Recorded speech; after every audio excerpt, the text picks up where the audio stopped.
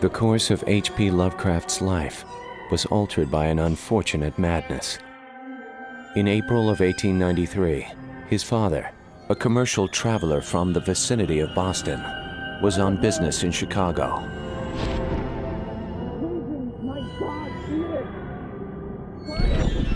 It was there that Winfield Scott Lovecraft experienced the general paralysis of the insane. Winfield's violent hallucinations would soon place him in Butler Hospital. His troubled wife, Susan Phillips Lovecraft, was forced to return home to her family in Providence, Rhode Island. With Susie was her 2-year-old son, Howard Phillips Lovecraft. Today, the man readers of weird fiction know as H.P. Lovecraft is ranked alongside America's best writers. He defined the themes and obsessions of 20th century horror, and as we chug on into the 21st century, it doesn't seem to be going away. He let drop away all the trappings of what is called horror, and he moved into some narrative peculiar to himself. He invented his own genre, really. Lovecraft tells you about the scale of man in the cosmos. So he is really the most articulate about saying there is an indifference from the ancient gods to man. Lovecraft takes that and ups the ante to the cosmos. If you can think of a kind of supernatural horror fiction, it's almost certain that at some point in his career, Lovecraft applied himself to it. And when he got it right, as he often did, nobody could beat him.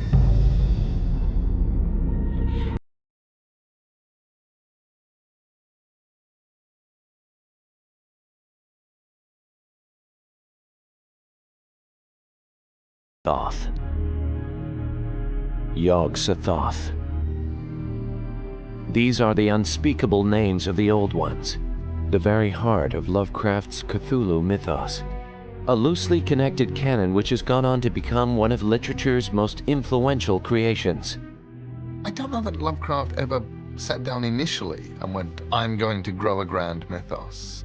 I think that, yes, it begins and then everything else sort of fits in.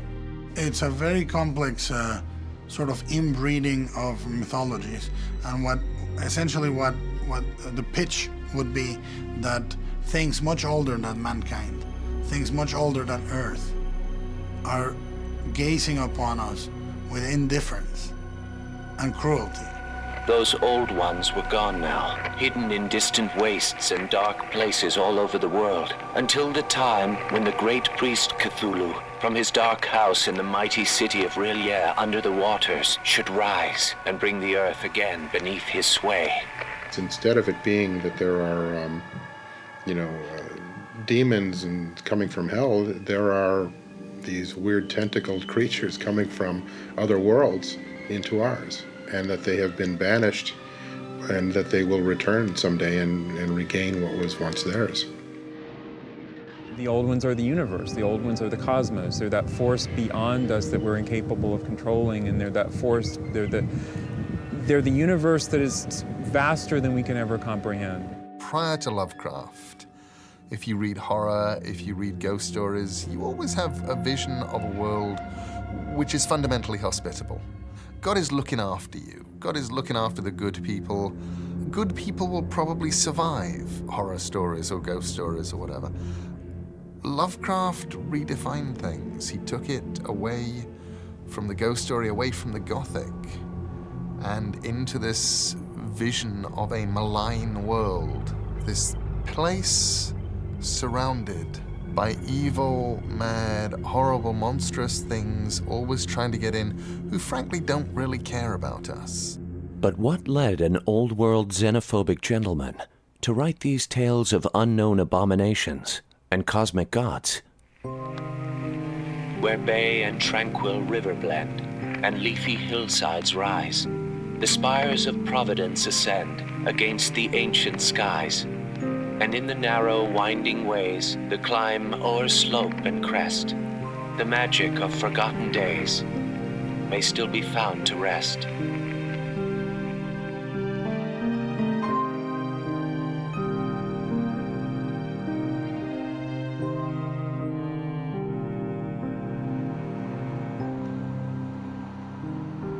The Phillips house at 454 Angel Street was a vestige of old American values.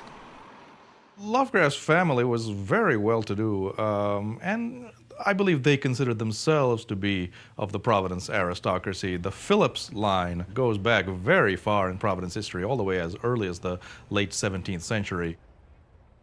The Lovecraft side originates in England. He could trace that all the way back to about the 15th century. There were Lovecrafts or Lovecrafts in Devon.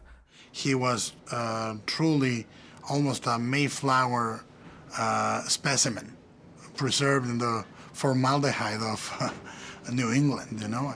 He was an Anglophile. He was a guy that definitely did not get laid much, you know, and a guy that was an alien amongst us, in the sense that he was not a very masculine child.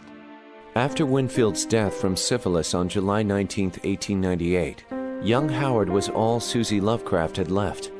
She mothered her child incessantly, so much so that she was known to make friends stoop when walking hand in hand with her son, for fear his arm would be pulled from its socket. Despite her over-attention, Susie Lovecraft's near-puritanical views restrained any physical affections toward her son. Lovecraft would later admit to his only wife that this form of mothering was devastating to him. His grandfather, Whipple Phillips, was a very impressive industrialist. Lovecraft remembers Whipple telling him oral ghost stories at the age of 4 or 5. He tutored him in a number of other ways, tried to take an interest in his education. In the attic was an immense library, presumably collected by his grandfather. And Lovecraft went up there as a boy with a candle secretly and started reading all these old books and fell in love with the 18th century.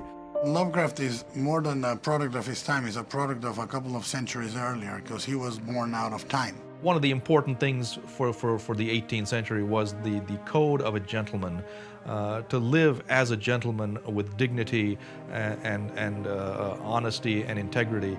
He read the literature of the 18th and early 19th centuries and said, I want to be like those people. I want to be like Alexander Pope, who wrote poetry just for the love of it. I've always had the subconscious feeling that everything since the 18th century is unreal or illusory, a sort of grotesque nightmare or caricature. Lovecraft learned a lot in his grandfather's house.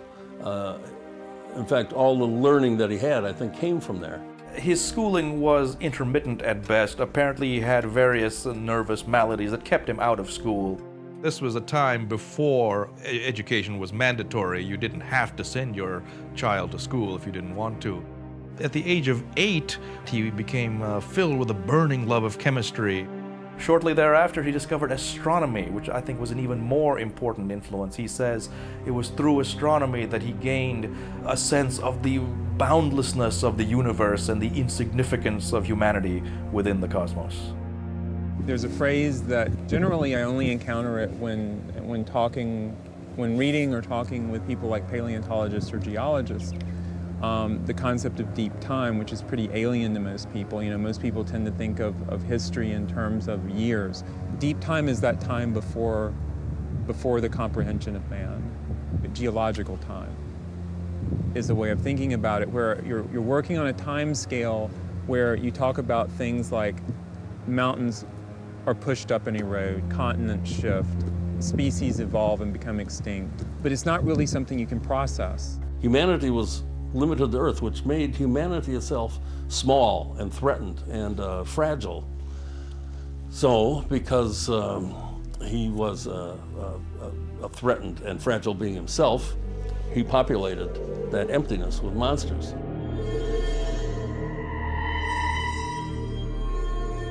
Frequent visits to the attic gave Susie the impression that her son was trying to hide from the world and others, that he was a vulnerable child, uncomfortable with himself. The relationship of Susie Lovecraft with her son was problematical at best. Clearly she loved him, but I think because of what had happened to her husband, Lovecraft's father, who had died of syphilis, I think she developed some weird love-hate relationship with Lovecraft, called him hideous, said to a neighbor that he had a hideous face, and that's why he wouldn't go outdoors much. Susie repeated these opinions enough times that her son actually grew to believe them. Insecurity mixed with classical tendencies segregated young Lovecraft from others his age. But this solitary childhood only kindled his imagination. I used to be tormented constantly with a peculiar type of recurrent nightmare in which a monstrous race of entities, called by me night gods, used to snatch me up by the stomach and carry me off through infinite leagues of black air over the towers of dead and horrible cities, with vast aggregations of night black masonry, embodying monstrous perversions of geometrical laws. Feeding his taste for the macabre was the recent discovery of tales by Edgar Allan Poe. Lovecraft is the most significant descendant of Poe, and you can see that heritage most clearly in those early stories that evoke effects such as those in the Telltale Heart, say. The Telltale Heart could have been written by Lovecraft. He may have wanted to be a little like Edgar Allan Poe, but he went in a whole different direction with his imagination. You know, Poe talked about how a short story should be, everything should be there to create one particular effect, whereas Lovecraft, I think, goes for much more sort of a bigger canvas somehow than Poe did. In his teenage years, Lovecraft would attempt quite a few stories in the Poe style. Most, however, were destroyed by Lovecraft. I think too many writers are too hard on themselves, but it has to be said that, you know, Lovecraft epitomizes this trend. And actually, I think if there's one positive thing to be brought out from that, other than he was a great writer, I think, you know, any writer who feels down about their own work should read Lovecraft's comments about his own work. He almost never has a good thing to say about his own work. This may be a kind of version of what he perceived as good manners, because there's no doubt that he would have thought it very ill-mannered to praise his own work. I think that Lovecraft was full of insecurities at that time. He really didn't know what to pursue in terms of a career. Maybe he didn't feel he needed a career, at least in terms of the money, because he felt that money would always be there. But shortly thereafter, he discovered the money wasn't going to be there. In 1904, Whipple Phillips was already suffering from poor investments in a failed dam project. The stress of it all no doubt contributed to his death on March 28th. The house on Angel Street was sold. The library that schooled Lovecraft for 12 years went with it. He loved that place. There he knew the only real security he ever had. Even though it was only 3 blocks away, the new home Susie had picked for her son was an unknown country. Though high school would offer some enjoyment, Lovecraft was vexed by the subjects that escaped him. Lovecraft says he had a full-scale nervous breakdown. We don't really know what that means. I personally believe that it was a result of his discovery that his lack of knowledge or lack of proficiency in mathematics prevented him from pursuing a career as an astronomer. In the summer of 1908, he simply left school and never returned. Lovecraft's reclusion would last from 1908 until 1917. Judging from his letters, this breakdown had all the earmarks of a deep depression. I shunned all human society, deeming myself too much of a failure in life to be seen socially by those who had known me as a youth and had foolishly expected great things of me. Lovecraft himself was a pretty crazy person. He was kind of nuts, wandering around. And I don't mean necessarily, eccentric is a better word. Even for his time, he must have been not only a recluse, but an oddity. He would go out occasionally, apparently, and people saw him walking down the street in a raincoat with the flaps up to his collar and looking straight ahead, not trying to make eye contact with anybody. One activity that endured through this period was his reading. This exposed Lovecraft to the amateur pulp magazines that would one day be the outlet for his own work. I think amateur journalism saved Lovecraft both as a writer and as a human being. There was Lovecraft in 1913, 1914, basically rotting away. He clearly didn't know what to do with himself. And then all of a sudden, here was this small world of amateur journalism where there are other people like him trying to be writers, but not writing for money. And I think at that moment, that was important to Lovecraft, because amateur journalism was a kind of school for writers. Lovecraft went on to publish his own amateur magazine, The Conservative. In its pages, he exhibited a strong passion for the beliefs he formed during his isolation, including a pronounced xenophobia. The most alarming tendency observable in this age is a growing disregard for the established forces of law and order. Whether or not stimulated by the noxious example of the almost subhuman Russian rabble, the less intelligent element throughout the world seems animated by a singular viciousness. Every artist with every work of art is a product of his or her time. And he reflected a lot of very American feelings. The failings he had intellectually with beliefs in racism and so on are reprehensible. They were then as they are now, and yet in a sense you can't expect the guy to leap out of his skin and have modern sensibilities. He had this really archaic, unbudging idea that for society to be stable, then it had to be homogenous. He just didn't like to see the culture he knew go down the drain, which he felt would happen just by erosion as more and more immigrants came. It's almost a Pat Buchanan kind of a thing. This absolutely genuine worry of the evils of breeding, mixed breeding, and breeding in general, I suppose. But the evils of taking purity with an almost Aryan sense of pride. Regardless, The Conservative attracted fellow amateurs both sympathetic and contrary. They were attracted by Lovecraft's erudite mind. And as a result, Lovecraft developed very close ties to a number of these amateur journalists. And these became lifelong friends of his, and they exchanged many, many letters even after they had left the amateur journalism movement. And he kind of found his home in a magazine like that, and other fan magazines that he wrote for. And he found a lot of like-minded souls out there would read his stuff and really love them. And he developed followers. I mean, it's almost like a cult in him of himself. He wrote so many letters at such white heat and such intensity and at such length that it's easy to suppose that he sacrificed stories to his correspondence. I believe he had something like over 120,000 letters written, and these letters aren't short pieces, too. I mean, they're copious, pages and pages of details and notes or suggestions on how to improve their own writing. As his web of correspondence grew, it also allowed Lovecraft to test early stories on respected readers. In 1919, an amateur journal called The Vagrant took notice. Dagon was the first of Lovecraft's stories to be printed. A captured sailor escapes German sea raiders, only to come aground on a stretch of sea bottom forced up by a volcanic upheaval. The region was putrid with the carcasses of decaying fish and of other less describable things, which I saw protruding from the nasty mud of the unending plain. It's got this awful sense of atmosphere. The poor guy is out in the middle of nowhere, surely doomed with the black sun scowling on him. What an image.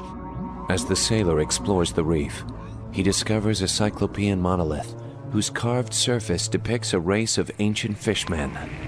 They were damnably human in general outline, despite webbed hands and feet, shockingly wide and flabby lips, glassy, bulging eyes, and other features less pleasant to recall.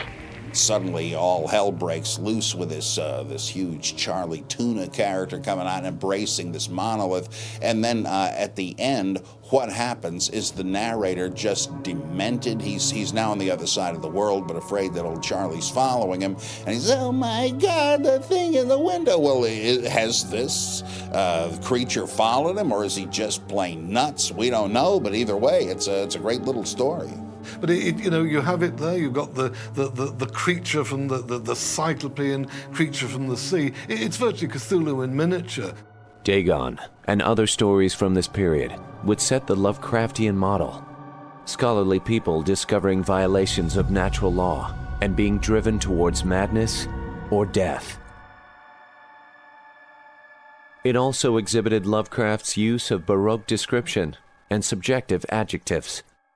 One of the cliche notions of Lovecraft propounded by people who don't very much like his work usually, is that he only had one style, and it consisted mostly of piling on the adjectives. Like over the eldritch town of Dulwich, the gibbous moon hung illuminating the squamous and batrachian inhabitants.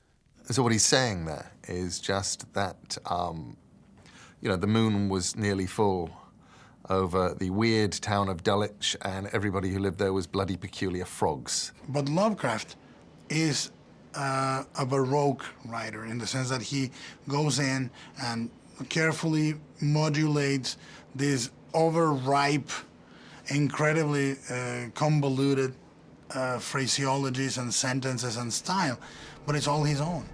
If you meet Lovecraft for the first time as an adult, you do kind of have to learn how to read him. It's not a modern style, it's not a stripped-down style, it's not a very efficient style, and there are many, many things about it that are risible. He will pick a few words and overuse them appallingly. Eldritch, gibbous. But a lot of his stories are all mood. Nothing happens. Especially nothing happens to the narrator. They're just people who start terrified and they end up terrified. And there are other things you can make fun of him for. The tendency to write in the first person and to keep writing. The ultimate parodic Lovecraftian phrase is somebody going mad while writing and something's coming up. I can hear them now coming up these steps. Their hellish tentacles are squirming at the door. Ayah, Shub Niggurath, the beast with 1,000 young, fatang, fatang, and you're done. ... You disappear in a burst of ellipses and italics. It's a style that is incredibly anal retentive. And this guy went over it and over it and over it until he made the combination that to his taste, which may be gaudy to some, it was in perfect balance. One thing that influenced this purple style was Lovecraft's current fascination with the writing of Lord Dunsany. Dunsany wrote these magical little tales of dreamlands and gods, and he has this amazing prose style influenced by the King James Bible and apparently nothing else. Lovecraft was very taken by Dunsany's creation of a mythical pantheon of gods. And Lovecraft eventually admitted that that's how he came to write the stories of the Cthulhu Mythos. He took those Dunsanian gods, which are set in a fantasy world, and put them into the real world, and that's how he came up with his own cosmic mythology. Though Lovecraft was now a published author, pursuing payment for what was only to be a personal pleasure was far from his idea of a gentleman, an existence that enjoyed being rather than doing. His fellow amateurs urged Lovecraft to go against his anti-commercialism and hire out his skills as a ghostwriter. As an invisible author, Lovecraft would be published many times between 1918 and 1920. With no practical experience in commerce, however, Lovecraft charged rates much lower than the standard of the time, barely clearing a minimum goal of $15 a week. Despite meager returns, this was a prolific time for Lovecraft. By 1921, he had written close to 17 stories. Unhappy is he to whom the memories of childhood bring only fear and sadness. Wretched is he who looks back upon lone hours in vast and dismal chambers, with brown hangings and maddening rows of antique books. The glory of The Outsider is that it is the story of the thing beyond our ken, briefly coming into the firelight, into that circle, and then fleeing back into the darkness. A lone narrator emerges from his crumbling castle after a long seclusion. He comes onto the surface of the earth to find people fleeing in terror from a monstrous thing the narrator can plainly see before him. I love the twist ending, so to speak. And that you're reading the story and the very last line in the story scares you. I was proud of this guy as he escaped from these catacombs. And the moment that the real people saw him and screamed and he saw his reflection. And in horror, stretches out his hand and touches a mirror. Boom, that's the end of the story. Oh my gosh, he is a ghoul, he's a creature from the darkness, now we must go off with him. And I went back and reread it just to see how he'd done that. At his best, Lovecraft is as much as an existentialist as Albert Camus would be. I know always that I am an outsider, a stranger in this century, and among those who are still men. This is as strong a statement about how I felt in my teenage years as anything. He's writing what may very possibly be disguised autobiography. It certainly does seem to be about somebody who had an unhappy childhood and who felt he was physically repulsive.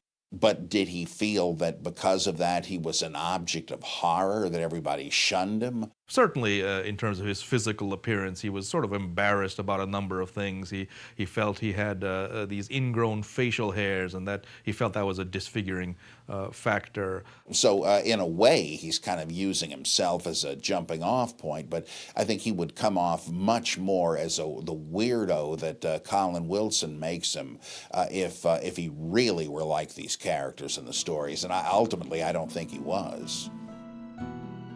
When Lovecraft emerged from his own isolation, the consensus of Providence was that the house on Angel Street was one to be avoided, and that Lovecraft and his mother were eccentrics. Though this view could be argued in the case of Lovecraft, Susie was indeed cause for concern.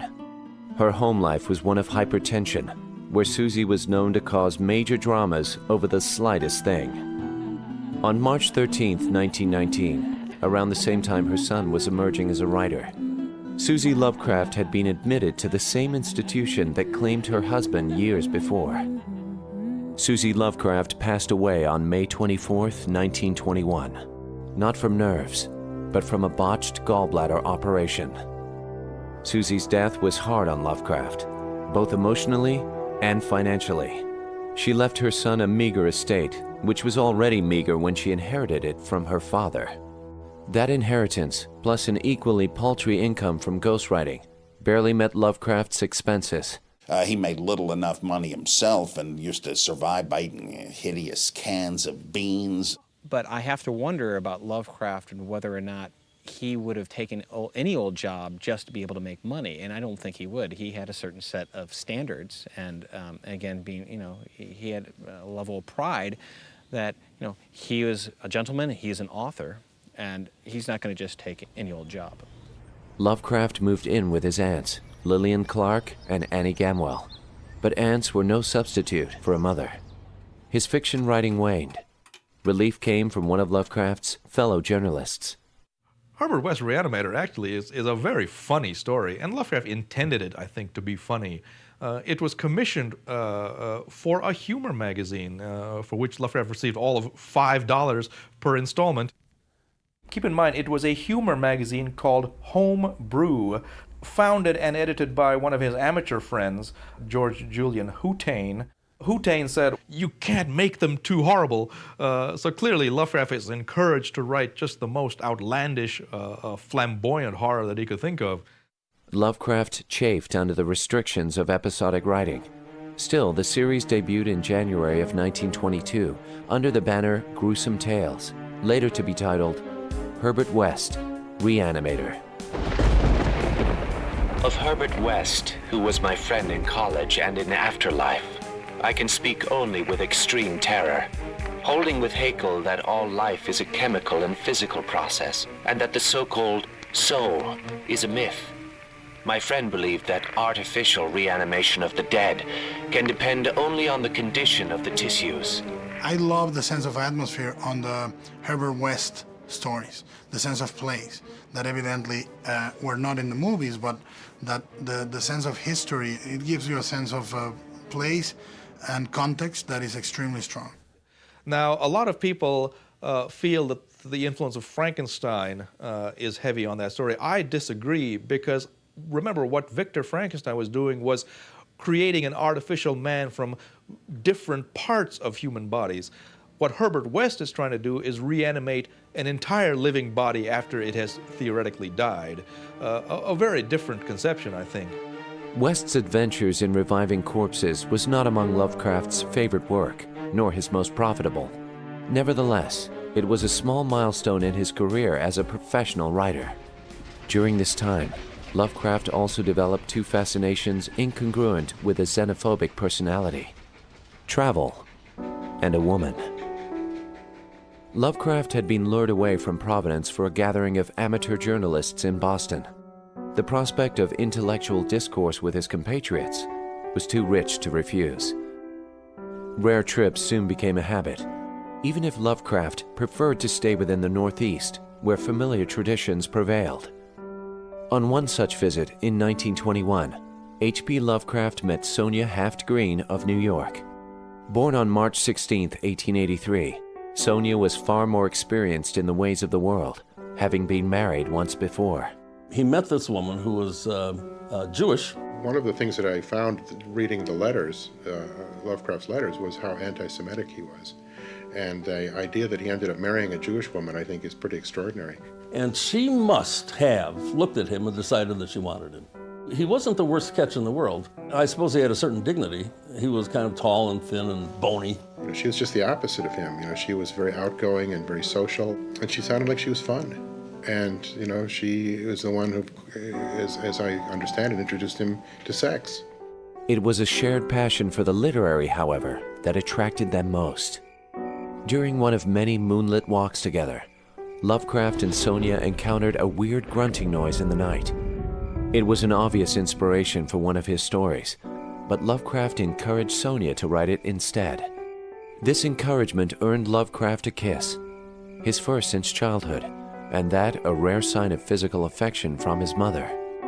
Sonia's story became The Horror at Martin's Beach and was published in 1923.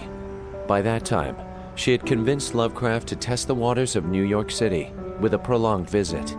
She knew that Lovecraft had to be taken out of Providence, that if he was going to really have a life, that he had to go out into the world, and she knew how talented he was, and she felt that if he went to New York, that, you know, where the magazines were actually published, and could meet some people, and could, you know, he could become a success. But in a growing metropolis teeming with immigrants, an acute xenophobic like Lovecraft would soon experience problems. For the moment, though, Lovecraft had every reason to be hopeful. Sonia had entered his life, and in March 1923, Weird Tales magazine was born.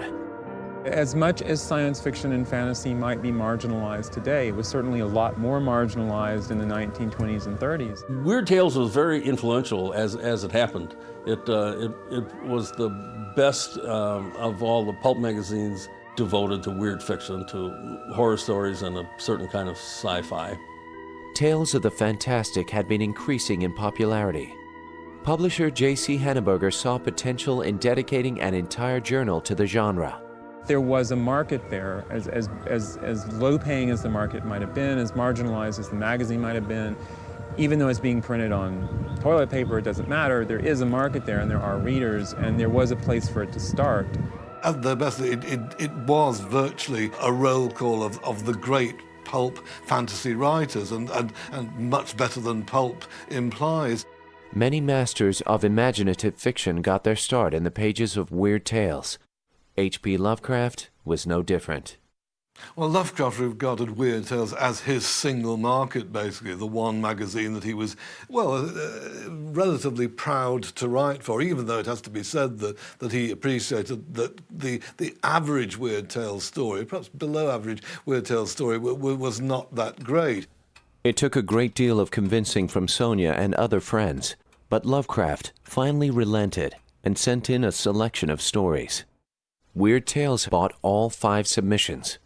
Thus began a lifelong relationship.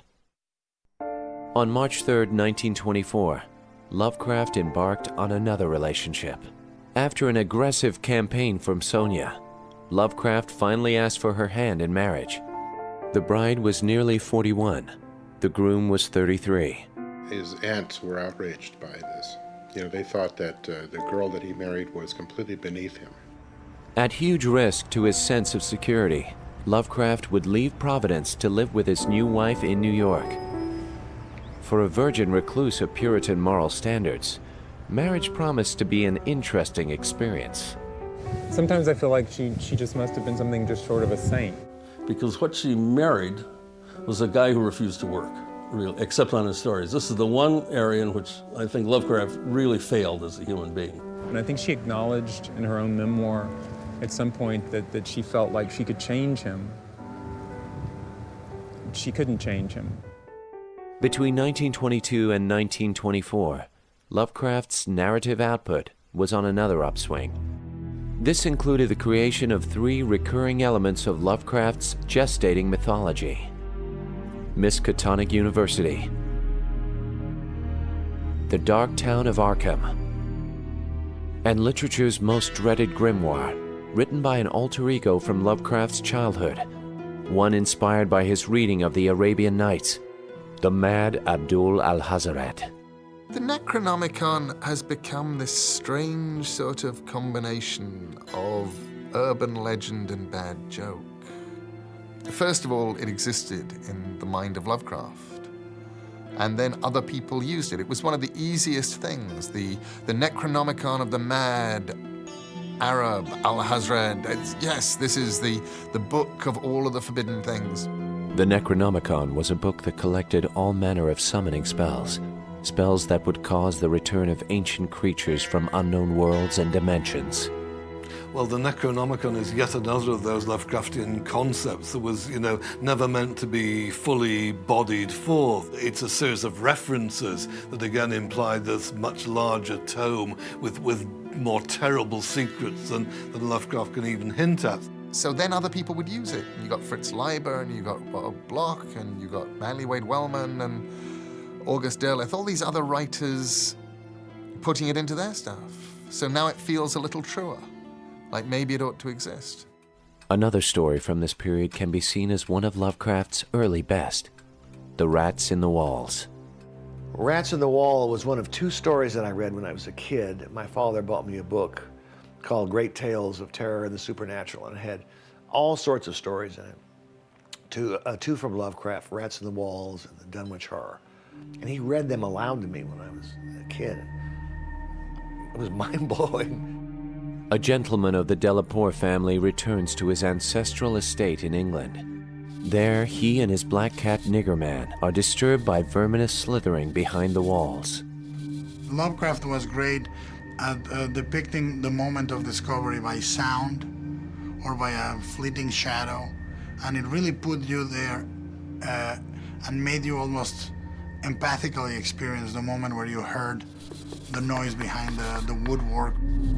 More than a lot of the stories, it literally embodies that sense of deep time, in the sense of as de la Porte is trying to investigate the source of the phenomena in the house, begins to go through the sub-basement, the sub-sub-basement, and down into these vast subterranean caverns beneath the house. That exploration into the depths of the castle is simultaneously an exploration into the depths of the past and the horrors that come out of history. I seem to be looking down from an immense height upon a twilit grotto, knee-deep with filth, where a white-bearded demon swineherd drove about with his staff a flock of fungus, flabby beasts whose appearance filled me with unutterable loathing. Then, as the swineherd paused and nodded over his task, a mighty swarm of rats rained down on the stinking abyss and fell to devouring beasts and man alike. It's one of the stories where Lovecraft is playing with the classical Gothic tropes. You have the family with the hidden things. You have all of these sort of early 18th century Gothic elements to the story. All of this strange stuff about the Exham Priory and this lost world under the cliff there, and these squealing white flabby beasts, and the people, the characters in the stories being descended from different lines, the bad guys that bred these things, and the things having evolved. What a brilliant work. It's really creepy stuff. It gets under your skin. But I think it's kind of obvious. You tear down the walls of any kind of civilized person, behind there is something that's really abominable lurks. Rats was snatched up by Weird Tales in 1924. The first year and a half of Lovecraft's marriage was like a tonic. It was grand. It was a new adventure for him. He also made lots of friends there, too. Frank Long, for example, being one of his best friends. Work, however, and Lovecraft's drive to find it was limited. I think, A, he didn't want a job, and B, he knew that any employment he could find in the city of New York or elsewhere would be really bruising for him. The longer Lovecraft stayed in New York, the worse his xenophobia became, almost as a retaliation against the immigrant outsiders flourishing around him. The unraveling of the rug, so to speak, happened, because of financial reasons. Sonia lost her hat shop and eventually had to look for work in Cleveland. A job offer was greeted with enthusiasm by Sonia and loathing from Lovecraft. That was too far from Providence. Brooklyn was unbearable, but at least it was just a train ride away. By the end of 1924, Sonia had no choice but to leave for the Midwest, alone. Sonia would be back and forth to support her husband, but her influence over Lovecraft's mood was waning.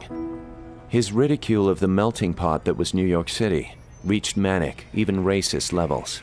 I certainly hope to see promiscuous immigration permanently curtailed soon. Heaven knows, enough harm has already been done by the admission of limitless hordes of the ignorant, superstitious, and biologically inferior scum of Southern Europe and Western Asia.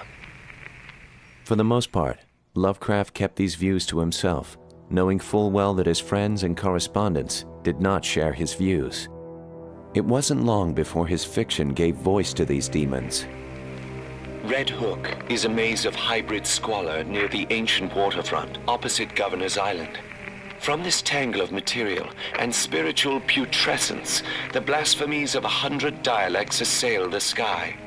Policemen despair of order or reform and seek rather to erect barriers protecting the outside world from the contagion.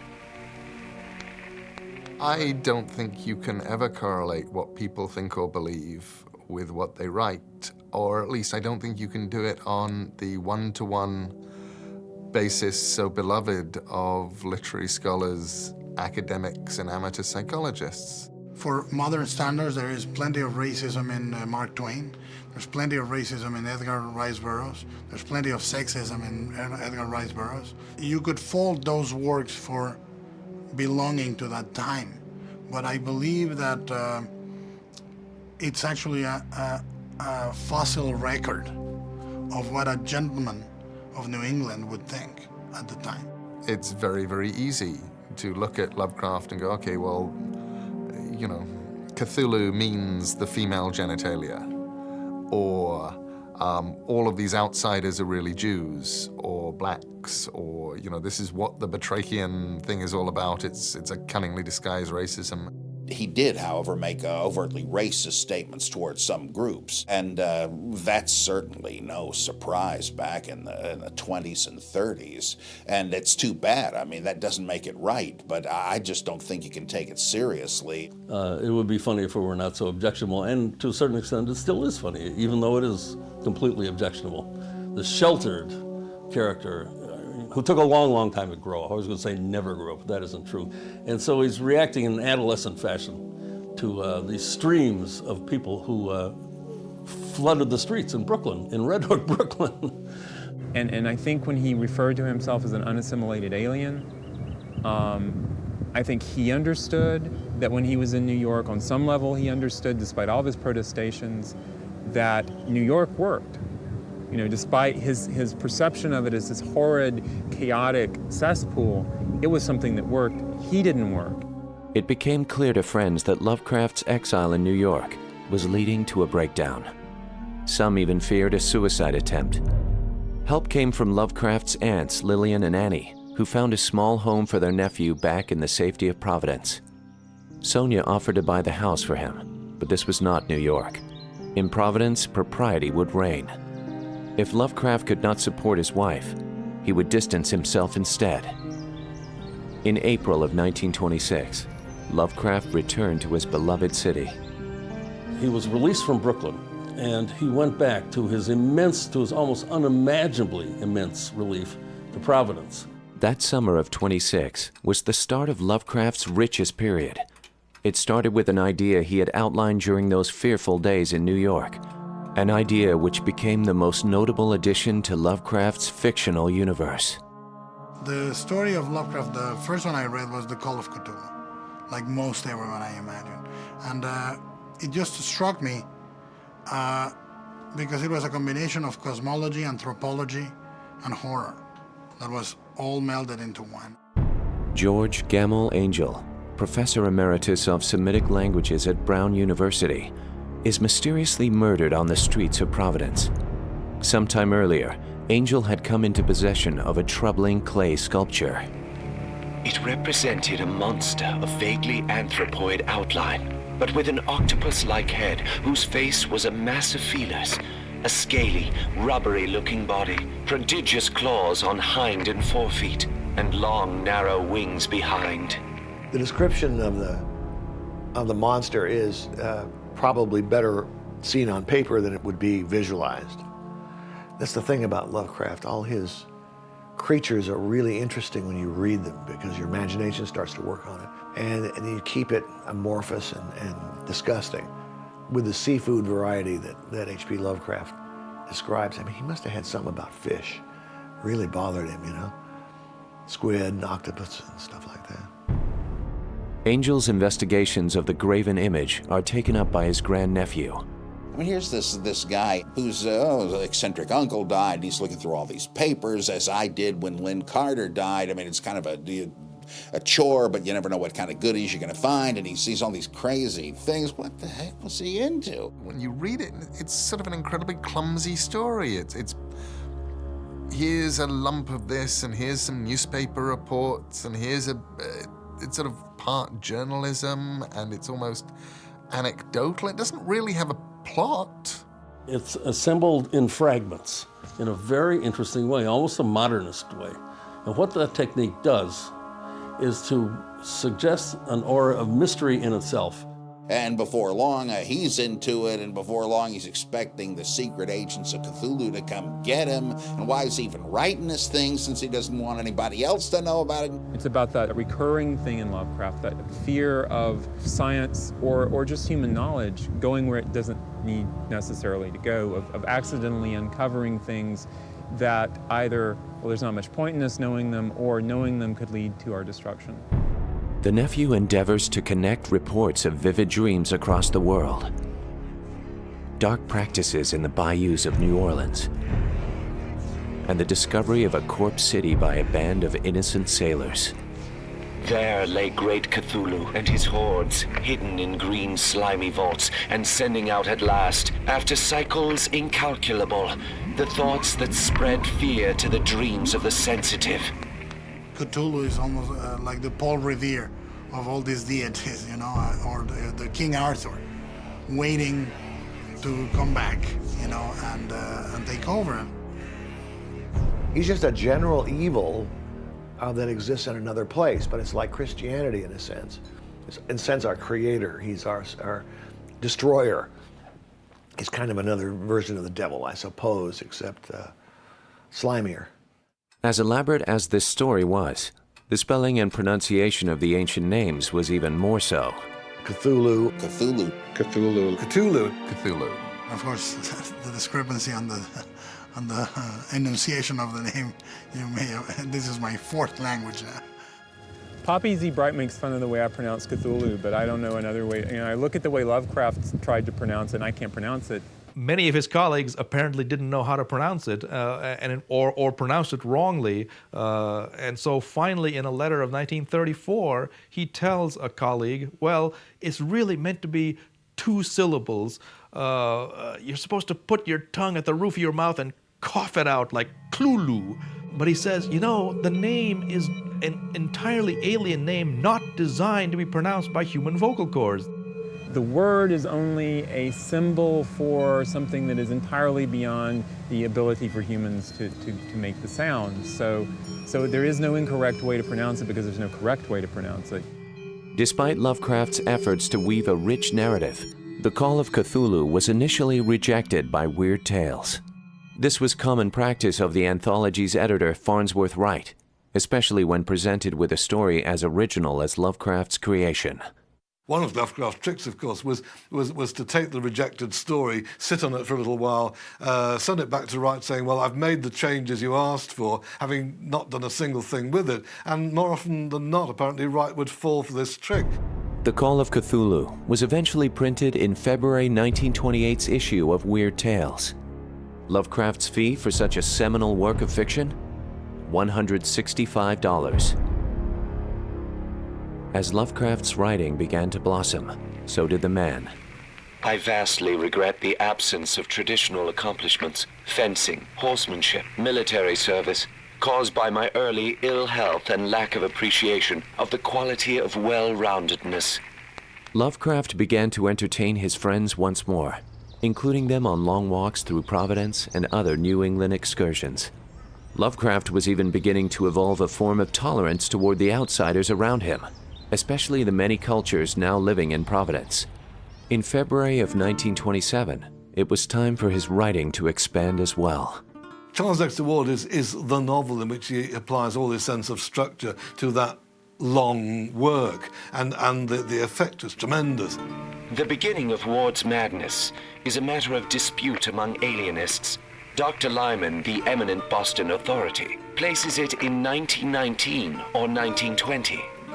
This is certainly borne by Ward's altered habits, especially by his continuing search for a certain grave dug in 1771, the grave of an ancestor named Joseph Curwen. Joseph Curwen was an obscure individual who fled from Salem to Providence around 1761. Now, the first odd thing about Joseph Curwen was that he did not seem to grow much older than he had been on his arrival. At length, when over 50 years had passed since the stranger's advent, and without producing more than 5 years' apparent change in his face and physique, the people began to whisper more darkly. Alchemy and the black arts proved to be Curwen's secret. I think one of the flaws of that story, and it may be only a flaw to me, is that it uses a kind of pseudoscience that is actually a little bit beneath Lovecraft's acumen. It explains mysterious and horrifying events by reference to certain essential salts. And by the like method from the essential salts of humane dust, a philosopher may, without criminal necromancy, call up the shape of any dead ancestor.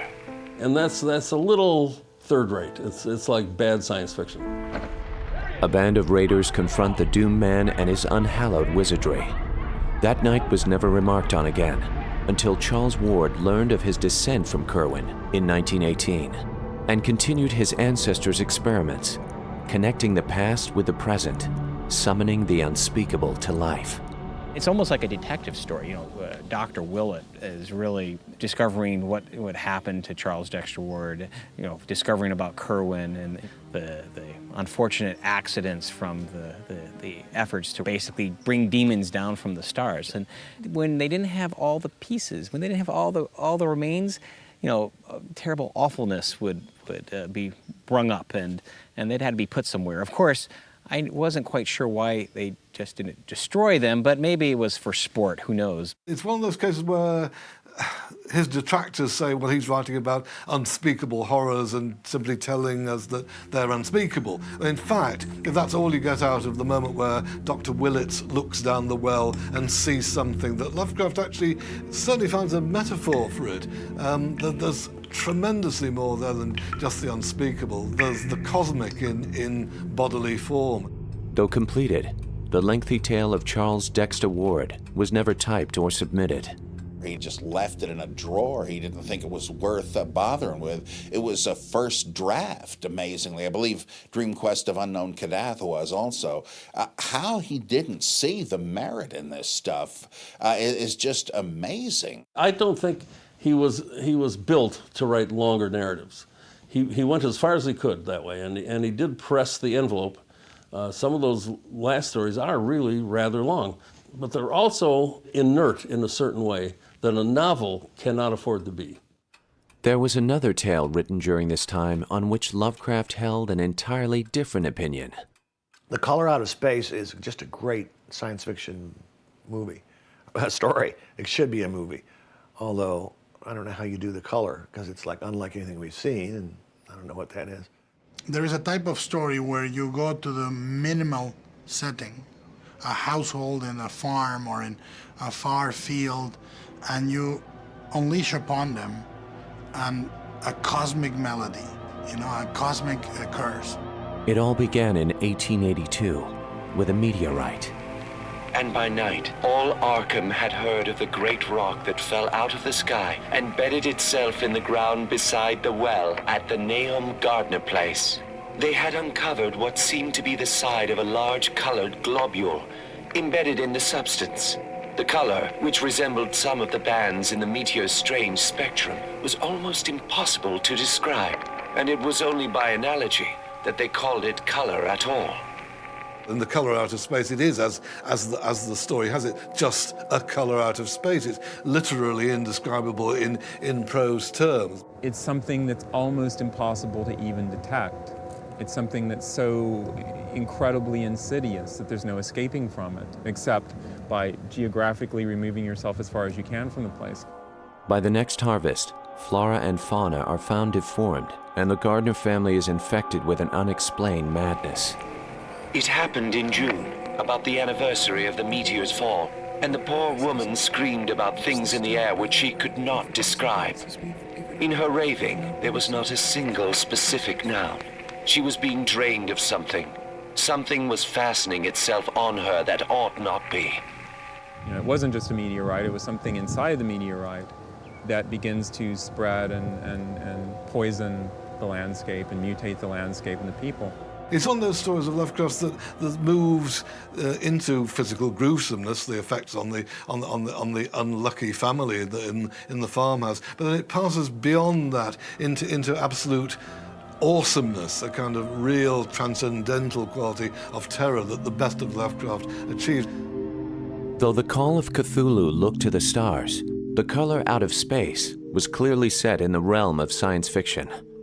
For this very reason, Lovecraft submitted his tale to the new journal Amazing Stories.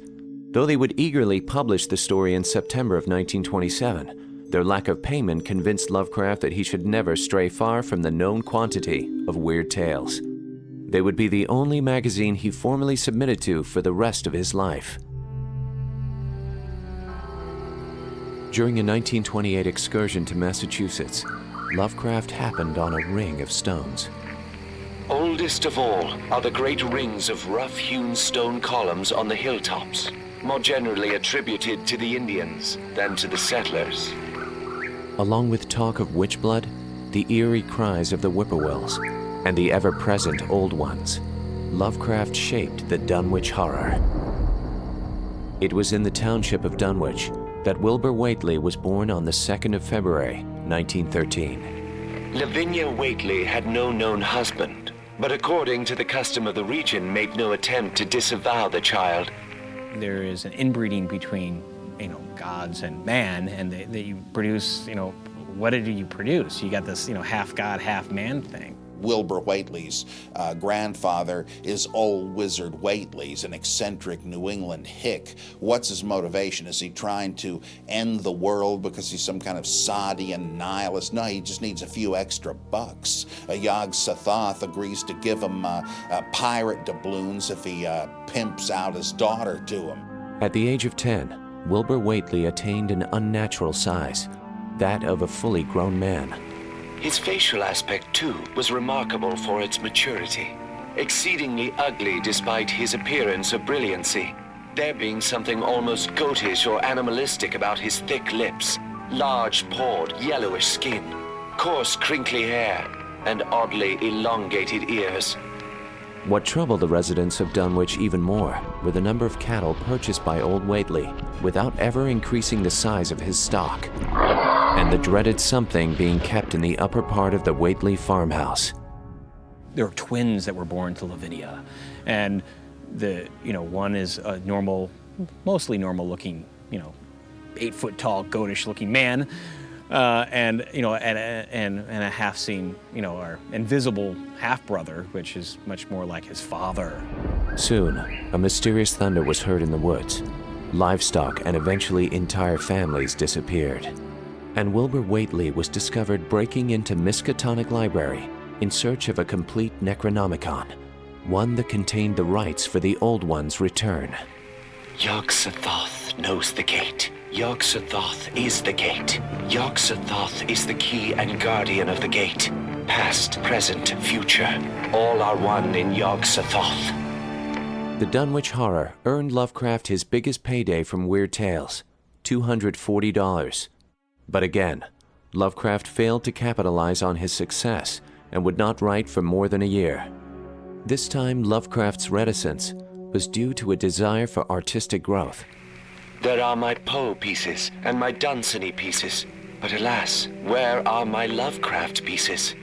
Lovecraft's writing on the surface appears to be imitations of other writers.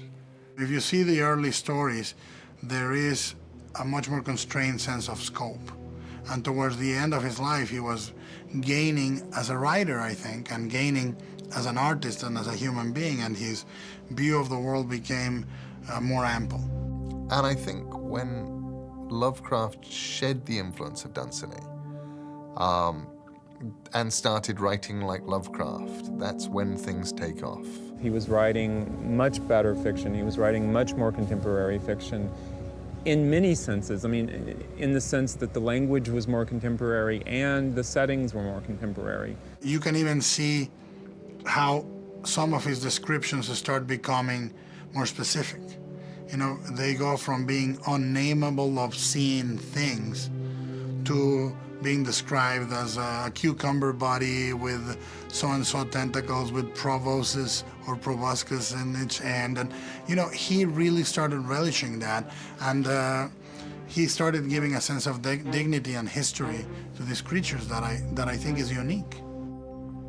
With Providence as a lifeline, Lovecraft was emboldened to venture further and further in art and in life.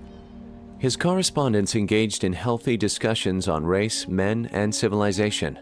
The more Lovecraft exposed himself to other opinions and places, the more his views and phobias began to soften.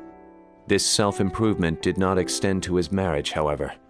Since his return to Providence, Sonia had seen very little of her husband. While she remained in New York for the sake of a career, Lovecraft favored his cherished city. On March 25, 1929, after constant pleas from Sonia, the Lovecrafts filed for a divorce. Sonia went on to Europe, a place Lovecraft had always longed to visit, but never did. Later, she moved to California, where she remarried and led a full life until 1972. In 1930, Lovecraft had begun work on a new tale. By the time it was published in August of 1931, the changes in Lovecraft could be glimpsed on the page. Well, we need to celebrate the Whisperer in Darkness because, of course, the astronomers have now taken the planetary status away from Pluto, which is to say, Yuggoth, black Yuggoth on the rim. And in fact, the Whisperer in Darkness was Lovecraft's reaction to the discovery of a new planet. After a rash of unprecedented floods in Vermont, misshapen cadavers wash up along the riverbanks.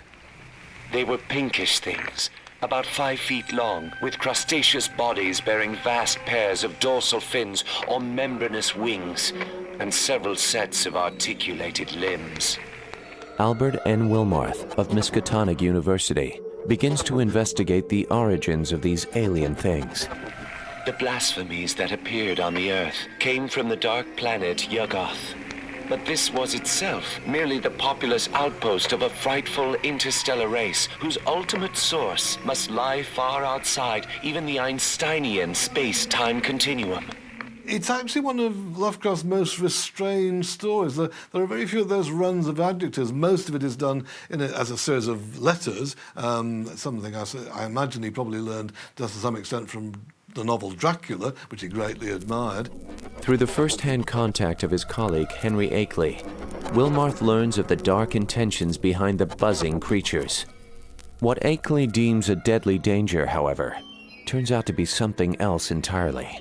In the last stage of Lovecraft's career, when he began to write the best stories, in spite of their being what I called inert earlier, you can see him taking a different angle of vision on the monsters at the heart of what is known as the mythos. The Whisperer in Darkness is probably the first story in which one begins to see this shift in attitude. They're still frightening, and when their voices are recorded on tape, they are intensely scary beings. But they may not be completely inimical to the human race. In fact, the fungi from Yuggoth wish to expand man's senses, to enable his exploration of the cosmos and its secrets. This process, however, involves removing the brain and placing it in a cylinder for the journey, all in the spirit of discovery, but hardly harmless. It's all a scam. It's like people today that say, "Oh, there's no problem with Islamofascism. Yeah, we're the problem. These people are merely misunderstood." Nah, you're wrong, and you better hope you don't pay with your life for this stupidity. And Wilmarth's getting sucked into this thing, and it isn't even Akeley anymore. His brain's in a can somewhere, and he's being led off the path by the buzzing lobsters and all that. So. You're being set up if you think that's the case. Still, the Whisperer in Darkness could be seen as a sign of tolerance to come. During the last years of his life, Lovecraft's travels continued to expand his first-hand knowledge of the changing world around him.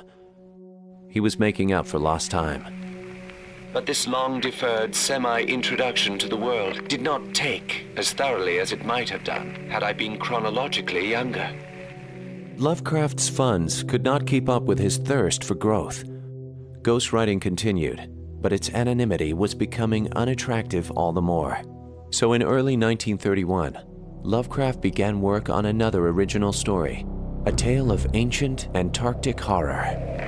It is altogether against my will that I tell my reasons for opposing this contemplated invasion of the Antarctic, with its vast fossil hunt and its wholesale boring and melting of the ancient ice cap, to deter the exploring world in general from any rash and overambitious program in the region of those mountains of madness. Some of the descriptive passages in At the Mountains of Madness seem to me to rank with the great geographical fantasies of literature. Actually, I think it's a painterly quality in that novel that you perhaps don't find so much in his other work. It is one of those places where all of the different influences come together. The idea of you're trekking across the ice. It's quite horrible. It's Antarctica, and it is science fiction. It's about an incursion by aliens. In the foothills of these towering cliffs, an expedition discovers the fossil remains of a pre-Cambrian race. Found monstrous, barrel-shaped fossil of wholly unknown nature. In furrows between ridges are curious growths, combs or wings that fold up and spread out like fans. Arrangement reminds one of certain monsters of primal myth, especially fabled elder things in Necronomicon, supposed to have created all Earth life as jest or mistake. One of the most horrific ideas was that the things that the scientists were studying started almost dissecting them. That is a revelation of intelligence and curiosity. The sense of curiosity these things had, leaving little trails around the equipment and so forth. That was what was so scary to me. Something terribly odd and horrifying chased these men out, and something that was supposed to be a fossil record is after them. After the mysterious and utter annihilation of an advance team, the survivors of the unfortunate expedition discover a Cyclopean city hidden among the peaks. There, they learn the tragic history of the star-headed Elder Things, their shaping of life on Earth, surviving war with other races of cosmic infinity, and falling prey to their slave race of Shoggoths, protoplasmic masses capable of molding their tissues into all sorts of forms. You know, in the 60s, there was the idea that aliens had come here and had kind of created the human race. But that idea really was old compared to what Lovecraft had dreamed up, which was the idea of these battling alien forces, you know, on Earth, and that man ended up somehow inheriting this thing almost by default because these two major presences had sort of wiped each other out. The old ones in Mountains of Madness are scientists. They were artists. They were architects.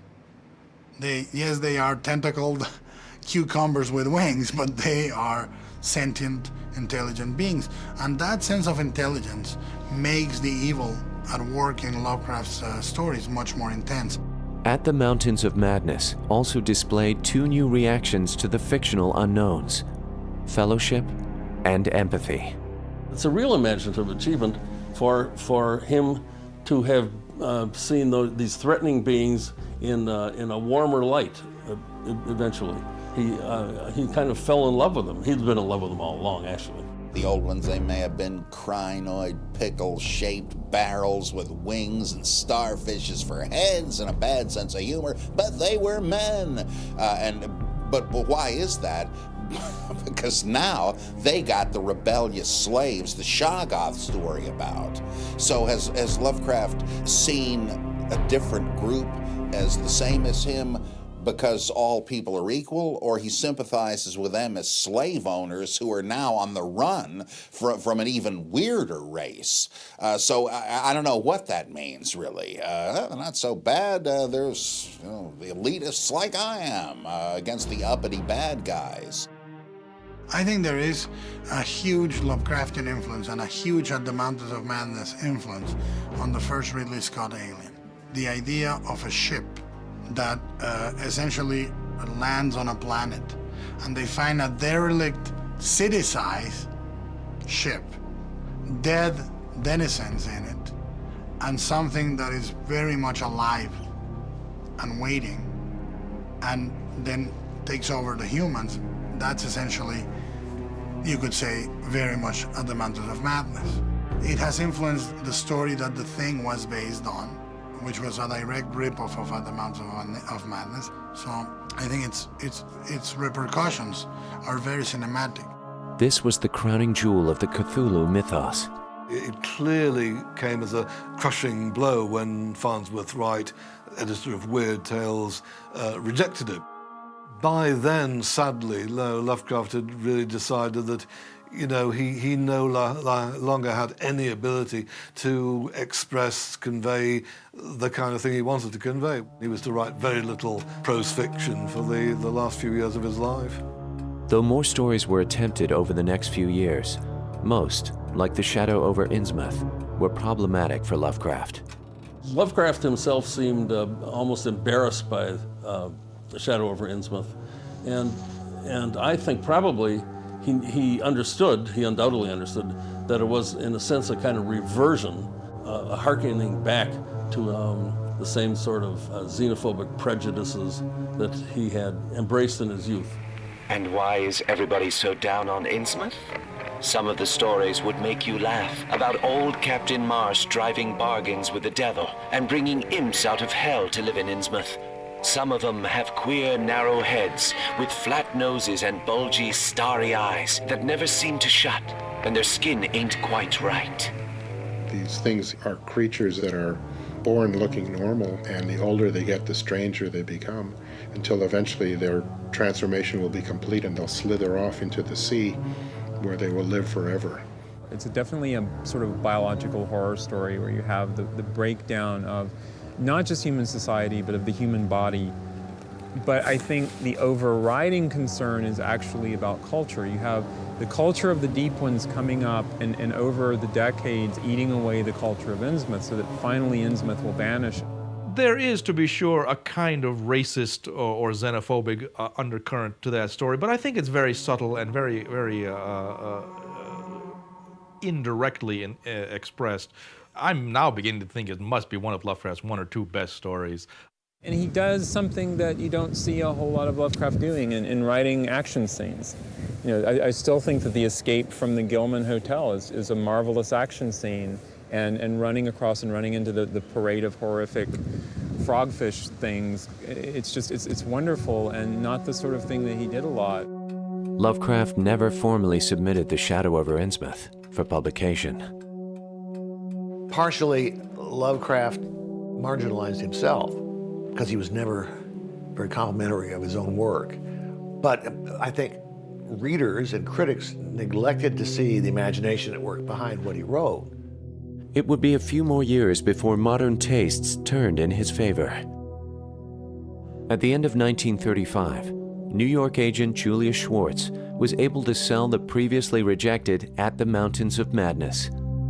Thanks to the efforts of Donald Wandrei, The Shadow Out of Time sold soon after, giving Lovecraft his highest combined payday, a total of $595.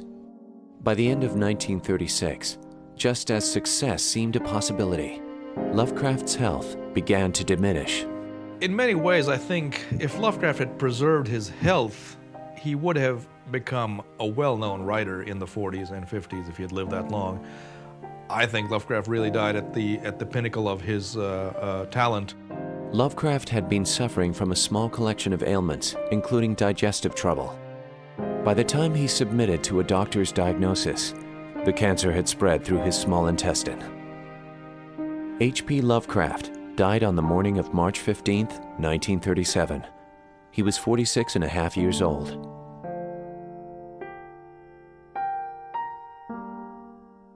Although he knew himself celebrated in a small circle, he never broke through to the public in any sense at all. And therefore, when he died, he would have been justified in thinking himself as a failure or as a very, very obscure writer. If it weren't for Lovecraft's disciples, he would have been forgotten. That it was people like Derleth and Robert Bloch and so forth that kept Lovecraft alive, and they went out and actually got his books published. In 1939, August Derleth and Donald Wandrei, two of Lovecraft's most earnest supporters, achieved what no one had been able to do in Lovecraft's lifetime. They founded Arkham House and released a collection of stories entitled The Outsider and Others by H.P. Lovecraft. Well, Arkham House came into being virtually out of Lovecraft's death. I mean, almost immediately on the news of Lovecraft's death reaching August Derleth. It existed initially to publish Lovecraft and then continued with an astonishing record as a small press. Following on from which they decided to do more Lovecraft and then indeed to do more of the other great writers from Weird Tales, Clark Ashton Smith, for instance, and indeed Wandrei himself.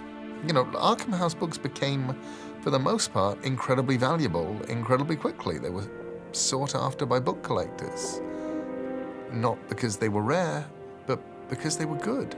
For certainly a decade or more, there was no publisher other than Arkham House specialising in mainly supernatural horror, a very small smattering of science fiction. It was a cheap, disposable literature. And Arkham House was one of the very first places to actually say some of this stuff needs to come out respectably. Since the success of Arkham House, many writers have continued to expand the Cthulhu Mythos. In fact, this was a practice Lovecraft encouraged when he was alive. That's part of the Lovecraft game, is, you know, it's like you get it and you want to add to it and pass it on. And it's been part of the Lovecraft game from the very beginning. The Fritz Leibers, the Bob Blochs, all of these people, and August Derleth, they took a little of this, took the story, added to it, passed it on. And so then we started doing it. The problem when I was a teenager was, you know, I read Lovecraft and I thought, this is how you do it. But unfortunately, what I meant by this to myself was, you know, this is how you imitate it. And worse still, although I've never been more than 20 miles away from Liverpool in England, I set these stories in Massachusetts, you know, in Arkham and places like that, Kingsport. And it was painfully obvious that I'd never been very far from Liverpool, particularly when the rustics opened their mouths. If you read a story like The Mist, King's novella, that's pure Lovecraft. It's about these tentacle things breaking through from some other dimension and terrorizing a grocery store in guess where, Maine. That's pure Lovecraft, I'm sure. I did a story called Shoggoth's Old Peculiar in which I have two Lovecraftian beasties complaining about Lovecraft as a writer. But the truth is that we only parody things that have life. There is no point in parodying something dead. There is no point in parodying something in which one has no interest. There's no point in parodying or making fun of something that doesn't matter. And almost 100 years after his death, Lovecraft still matters. And it is a passion that continues to this day, even in the face of criticism. Well, there's always going to be a kind of snobbery about supernatural horror fiction, I think. You know, I mean, the writer needs to be dead for maybe 100 years before he's fully taken seriously. Every creator that dwells in the genre must assume his work will not be appreciated as if he was doing straight stuff. It's been ghettoized. It's really not the proper occupation of a serious writer. Well, look what happened when Stephen King won that award a few years ago. People immediately started putting him down because he wasn't writing serious stuff. It's very easy for us now to forget, in a world in which, you know, as a fantasy, horror, science fiction, whatever the hell I am, author, my books are going to come out in hardback just like anybody else's, and they're going to be on those shelves just like anybody else's. That didn't used to be the case.